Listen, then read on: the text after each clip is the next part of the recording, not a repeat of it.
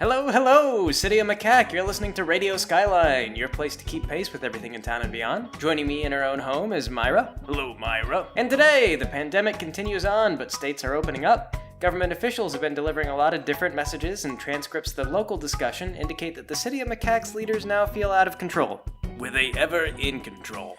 Well, there's been a lot of mixed messaging. For example, when a local hawk trainer entertained a crowded birthday party at the local park, he was arrested and given 2 citations. One because he was breaking quarantine rules, and the other because his hawk mauled a child. How did the parents manage to get all their kids into a crowded birthday scene? Well, apparently they'd all pitched in to put together a deposit, and the deposit was huge.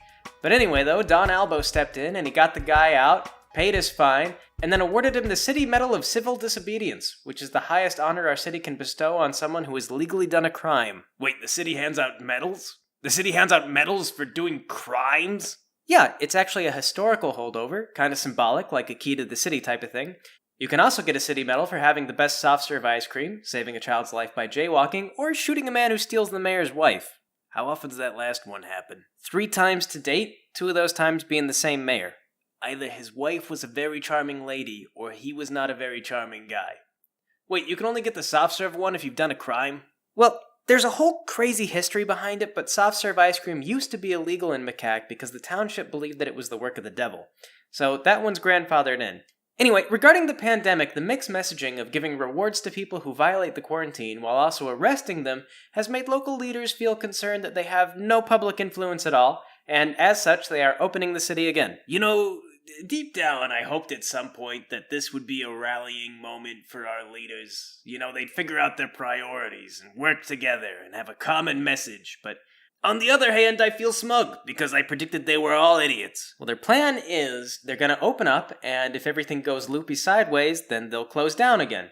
But hopefully still with the authority to enforce quarantines, because people haven't totally lost faith in them, I guess? Okay, well, I'm gonna stay inside a while longer, partly because I don't really all that much mind the isolation.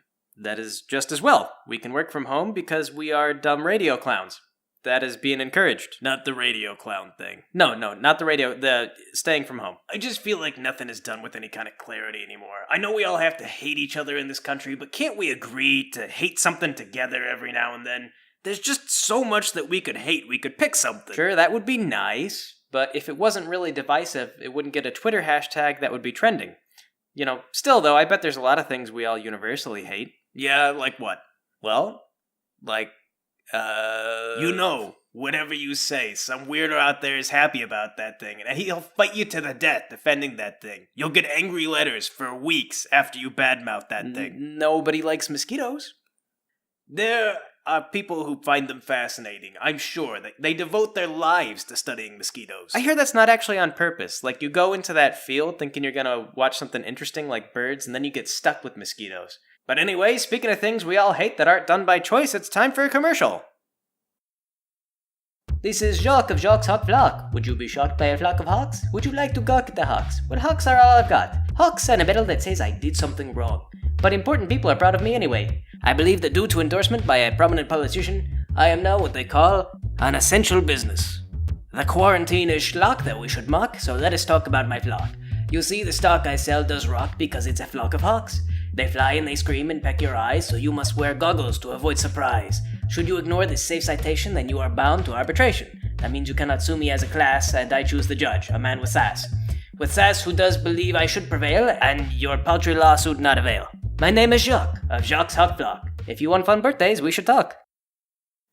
Jacques' Hawk Flock. What did the hawks do besides attack the kids? I don't know, but down at the zoo, I once saw a performance with a bunch of parrots that did tricks, like they played miniature basketball. That's parrots, Hugh. Not an animal you're expected to blindfold and use a glove just to handle. I don't know, maybe part of the excitement is that there's supposed to be a flock of them, because normally they're solitary birds. I feel like we can accept the artisan nature of this guy's craft while also accepting that there's good reasons that people don't do it. Well, speaking of things that people shouldn't do, this brings me to my second article of news for the week. Oh god, there's more news? Yep. As the state opens up, they've been talking about strategy. Companies, as you may be aware, want to make money, but they don't want to be sued for putting anyone's health at risk.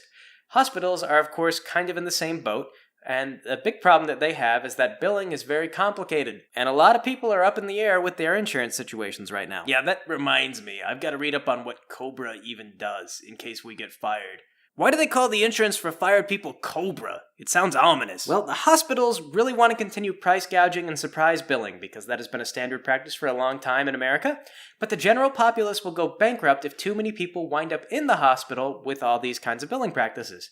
So, the city of Macaque has posted a local ordinance stating that all billing disputes will be resolved by a fight to the death with a member of the hospital staff. The hospital gets to choose the staff. I knew it. Don't ask me how, but I knew that gladiatorial combat was the only health system that our country would ever accept. Well, there is a catch.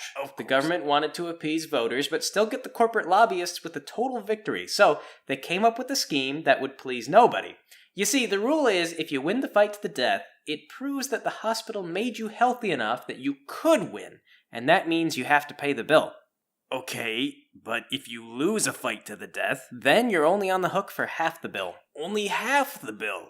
Okay. Originally, they were trying to push for a resolution that said a loss meant you didn't pay anything, but then corporate lobbyists complained that people would start dying on purpose, so they met halfway in what Sabrina Wadford declared to be a bold partisan compromise, demonstrating the ability of her party to get things done. Well, and what if you don't challenge for a fight to the death? Then it should come as no surprise that you default to paying the entire bill. Well, heck, I guess that's a step forward. I mean, we finally have a clear option in the system that everyone in the country understands. Yeah, it would be nice in the simplicity, like you don't need to have a lawyer or read the terms of service or anything. Wait, do you pay what they said, or do you pay a co-payment to your insurance, or... Because insurance is still involved, right? They never would have passed a law that got you out of the insurance thing, right? I don't know. Well, then it's right back where it started. Well, I think the fights to the death can be televised, but the hospitals get to keep the copyrights on the broadcast. Of course they... Well, what about the merchandising? That's a good question. I looked into that as well, and they say that the patient is entitled to 15% of all income on merchandise related to the fight. Okay, I see an angle there. That's something. No, that's an old media trick. Okay, see, there's no profit, not in media. It doesn't exist. All the costs get put into one company, and then all the profits will be moved over to another company that had no liability. So if you get a percent of the profits, there's nothing, because the liable company doesn't keep any profits. What you want is a percent of the gross. Okay, so what you're saying is healthcare is getting more complicated. Well, if you don't have a good agent. Is there a Cobra program for good agents? If we get fired, can I get Coliseum Health? Do I get an agent from somewhere? Well, I don't think that there's anything established yet for Coliseum Healthcare, but I do know a guy named Cobra, and he mostly deals with mixed martial arts matches, but this is pretty close, so he might be a really good agent. Okay, and how much does he cost? Well, he takes a percent of your gross income, so if you don't have any income, then he doesn't have income either. Okay, alright, so maybe that's better than the current system. You get a good agent, and you put on a good fight, and then you negotiate the merchandising royalties outside of the system as it exists, and then if you win, maybe that pays off some of the medical debts. I cannot wait to read the memoirs written by the doctors about the existential crises they're having. I mean, it's gonna be fun. It's a great psychological experiment. Wait, speaking of medicine, let's go back. That kid that got mauled by the Jacques guy, did Don pay for that kid's medical bills? I actually couldn't find out. The hospital told me that they couldn't legally disclose that information, and when I tried to talk to the kid's parents, they accused me of being fake news. Well, you are fake news. No one should have confidence in your reporting. It still hurts my feelings. You know, we live in a fast-paced society. The amount of time that it would take to get the whole story every time, right? It wouldn't even be news by then. Hugh, if you want to do modern news, it's only going to be profitable if we pick a side and then do the old 1-2 punch. We give the news an uppercut and then a left hook? What? No, that's not a 1-2 punch. A 1-2 punch is just a left jab and then a right jab. No, because an uppercut is the setup, and it exposes the chin, and then you follow with the other hand, and then it's a devastating 1-2 combination. Okay, but maybe that's a type of one that it lacks simplicity. That defeats the purpose of the metaphor. They're just punches. It's not complicated. An uppercut's not rocket science. Well, whatever. The point is, you say something stupid, and then I report on your opinion as though it's possibly a fact.